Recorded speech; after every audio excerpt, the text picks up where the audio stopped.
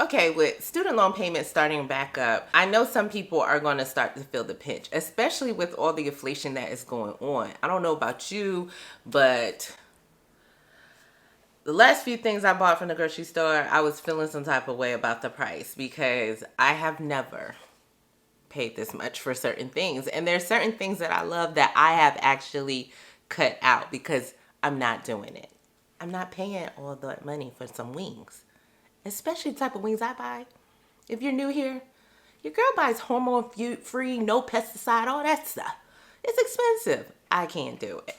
Needless to say, there's a lot of people feeling the pinch. And when it comes to a saving for retirement, that's another thing that there are a lot of Americans, they don't necessarily save for retirement. And with student loan payments starting back up, some people are going to start feeling even more of a pinch.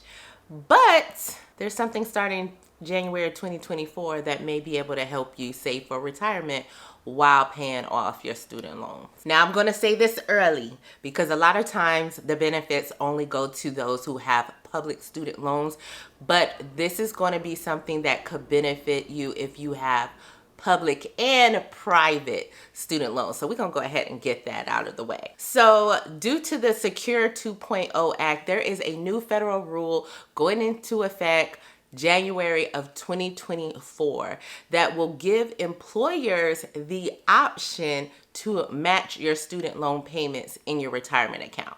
And let me explain that again for the people in the back. So if you have an employer who opts into this plan, because it's optional, it's not required of your employer. But if your employer opts into this plan, and I shouldn't call it a plan per se, but if they provide this option to you as an employee of their company, if you're unable to save for retirement due to the fact that you are paying your student loans, things are a little too tight with that, then your employer can use your student loan payments in order to contribute a match to your retirement account. Now, how does that sound?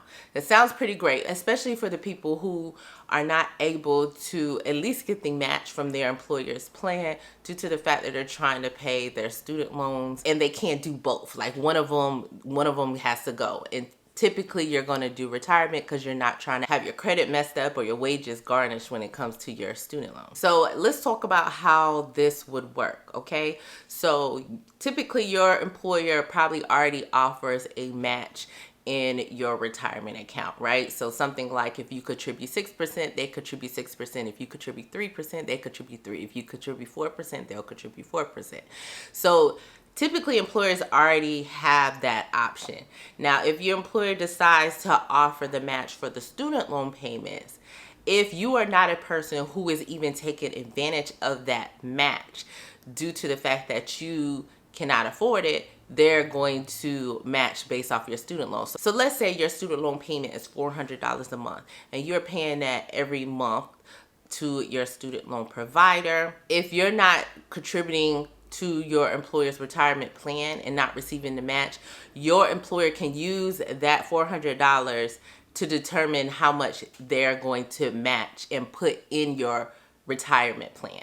Okay, now there's going to be limits on it, right? There's going to be amounts similar to how it is now with the match. And that depends on your employer also.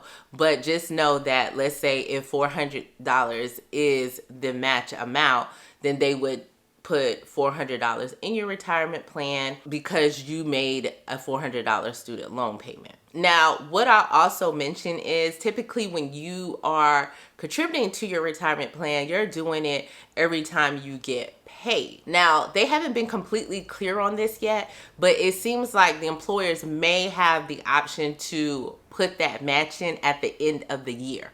So it's not going to be that you're getting that usual contribution that you would have got if you were to contribute bi-weekly or how often you get paid. So that's something to consider. You also have to think about the fact that there will be some type of certification to verify your student loan payment. So it may be that you're able to self-certify. It may be that your employer asks for certain information so they can verify. So just keep that in mind. That piece is not fully clear, and I think it's going to depend on whoever your employer is. But just know that you'll have to certify somehow, and typically that contribution may not go until the end of the year. I also want to mention that if you are not getting the full match from your employer, you still are able to benefit from this option if your employer offers it. So as I mentioned, let's say that there is a 4% match through your employer. If you're only contributing 2% because that's all you can afford to contribute, your employer can use your student loan payments to match that other 2% that they typically would offer.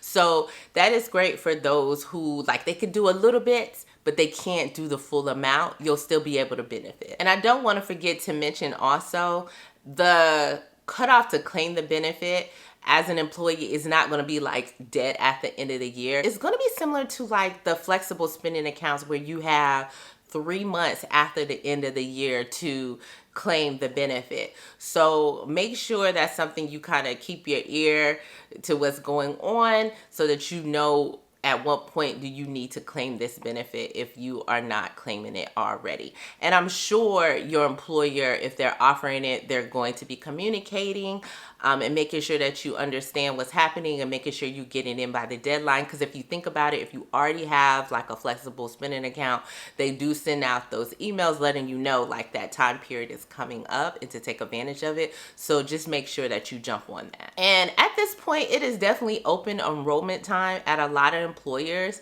So in the comments below, let me know if your employer has mentioned anything to you about offering this benefit.